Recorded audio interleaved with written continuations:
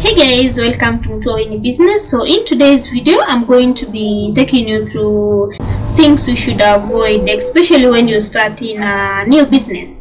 Yeah, I'm going to be telling you this from my experience. I started my first business straight from campus. There are some things which I really screwed up, but you guys, I don't feel bad about them, because with business is all about failing and learning from your mistakes. Yeah, that's all about business. You learn from mistakes, especially if you don't have people who are guiding you with your business journey. Personally, I didn't have anyone who has been in the business world who could advise me on what to do and what not to do. Yeah, you guys, so I'm going to be taking you through this with my own experience, and I hope this is going to help you when you get started with your business. So my first business was in January 2021. That was actually even before I graduated. Yeah, this was the year I was waiting to graduate, and the same year, you remember 2020 was all about Corona, so actually we had not finished our fourth year 4.2. We had not finished our 4.2 exams, so actually no, we were done with our we did our last exam November of 2020. Yeah, then 2021 around April we were called back to school because there are some marks which were missing. That is normal with Kenyan public universities, you guys. Yeah, so we had to go back and do some exams. Yeah, and I graduated 2021 August. Yeah, you guys, so that's why I'm saying I started my first business even before I graduated. And I'm going to tell you the mistakes which I did and the things which I wish I knew back then before I jumped into business. So the first mistake you can do with starting a business is that you have some money in your account, you don't know what to do with them. So the next thing you think about is, I can start business with this amount of money. Then maybe let's say you have 50,000 or you have 100 or you have 200k, yeah, in your account, and you're like, okay, now I need to find a business which I can start with all this amount, with this an average of this amount. That is one big mistake. And also, this is something which happens if you have money in your account, or let's say you just got a job and you don't have too many responsibilities, especially for the young people. Yeah, so you have some cash which is accumulating on your account, and you're like, okay, I need to invest this money in a business. So if I have 200, I need to find a job. I need to find a business which I can start with around 200,000 Kenyan shillings. That, or whatever currency you are in from your country, you guys. Yeah, this is a very big mistake. One thing with business, you need to have a goal, you need to have a plan, you need to have a strategy before you get started with your business. So you don't just think about, okay, I've seen this money lying in my account, and I think it's good if I invest it in a business. That is a very wrong move, and that's exactly what I did with my first business. I had some cash and I was like, okay, I need to invest this money into a business. So I thought of a business I could start. I got an idea in mind and I was like, okay, I'm going to work on this. So if you have some money lying around in your account, don't just think of starting a business with it because you just have the money. You need to have a plan, you need to have a strategy to avoid losing your money in the name of your starting a business. People start businesses and they fail. And why do they fail? Because they didn't have a strategy, they didn't have a plan when starting their business, or they just started a business without knowing what is the next step. How am I going to make this business succeed? What are my expectations from this business? And we all go wrong from the start, where like you just have money and you just want to put it somewhere. you just completed your degree or your diploma in entrepreneurship or in business management, and you're like, okay, I have all the knowledge I need so I can get started with my business, and I'm going to succeed because I have learned everything I need to know at school.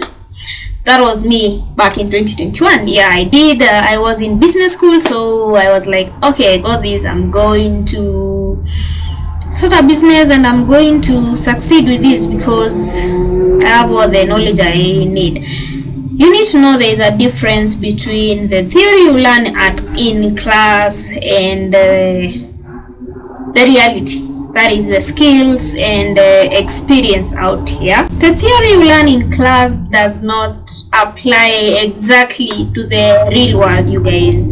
So I would advise, if you just completed your degree and you feel like you need to start a business, yeah, go ahead and start it, but don't miscalculate your steps. You need to know the right skills you need to run that business. You need experience to know what to do to run that business. Personally, if I was to go back, I would go and find a job and learn from those people on how to run a business. Then, as I am still employed, I would go back and start my business and monitor it while I'm still learning from these people who have employed me. Then once I feel like I'm confident enough and also my business is growing from what I'm feeding it, from whatever I'm learning, then I can quit my job and go and concentrate on my business. But if you want to go full force into business, kindly don't put all your eggs in one basket, you guys, because the theory you learn in class is different from the skills needed in the real world, you guys. They are not so much different, but at the same time they are different. So don't just take the theory you learned in class and take it to the field, you guys. You're going to fail terribly. You might consider finding a mentor. Have someone to nurture you in the business world, tell you how this goes, what you should do. Even if you have to pay them something back in return for the knowledge they are equipping you with, yeah, that would really help you ensure that you succeed with your business and your savings or your money doesn't end up lost. One common reason as to why so many people want to start businesses is because they are tired of waking up in the morning, going to jobs. Also, you feel like you're working in a toxic environment, so you like, I want to start my own business so that I can have peace of mind. I won't have to deal with my toxic boss and co-workers, and that is also a very wrong motive to start a business. You start a business because it's something you're passionate about, or it's something you want to use it to take yourself into the next level. But you don't just start a business because you feel like you're tired with your working environment. Why am I saying this? This is because business is very much demanding, even more than being in an employment, you guys. I actually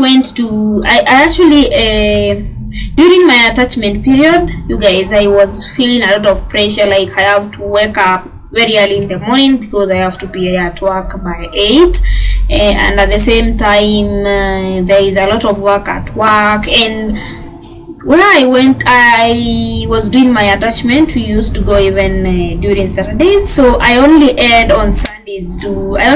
Sundays to relax. And also on Sundays, you have to go to church. I had to take care of my hair, take care of my nails, you have to wash your clothes, like, so you feel like you don't even have a day to relax, you guys.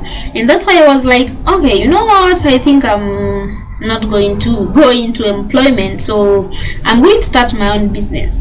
Then I actually realized later that even business, it's more draining because first of all, that's your money you've invested there, so you don't have a choice. You have to be there when you're needed. And sometimes I would stay at my business for even around 9 p.m. at night, and that is on a daily basis. Even on Sundays, the one I was saying I don't have enough time to be there, 6 I have to be there, or by 6:30. You see, like, it became totally different from what I was running from in the employment sector.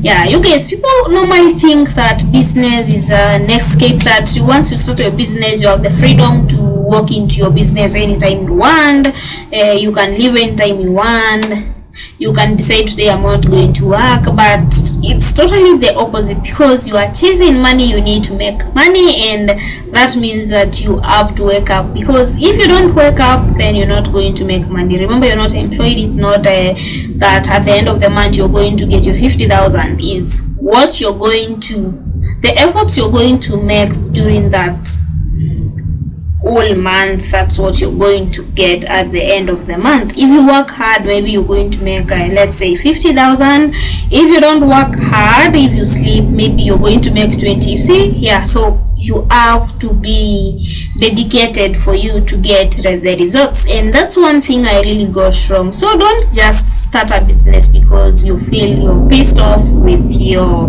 employment. But if you still want to test the waters, start your business when you're still doing your employment. But at the same time, you need to balance between the two, so that you don't lose your money when your business fails because you didn't give it attention. And again, you don't give your business too much attention and end up losing your job because your boss feels like you're not doing their work to their standards, and maybe your business had not picked up well, so you end up losing all of them. So you need to learn to balance between the two, that is your employment and your business. And once you feel like your business is giving you enough money that you don't need to stay in the employment, you can go and concentrate on your business. But don't start your business because you're trying to run away from employment. It's a very wrong move. Most of the times I find people asking me, trying to start a business and I have a capital of 20,000, which business can I start? That already clearly tells you don't know why you're starting a business. And that's a very wrong move. That is a mistake I actually did when I started my first business, you guys. I actually started a business because I didn't want, that goes back to the previous point, I didn't want to get into employment. That's the reason I started my business. And the reason is why I didn't want to get in employment is because of the pressure that comes with being employed. And once I started my business, I again went for a business that demands more time than employment. That is 6 to 9 at night, you guys. That is more than what I was running from, which is the employment part. So when you're starting a business, make sure that you know why you're starting this business. If you're starting this business because you don't like the working environment, or you don't like having to wake up like 6 in the morning to rush to job and come back late, you need to know the kind of business you should invest in.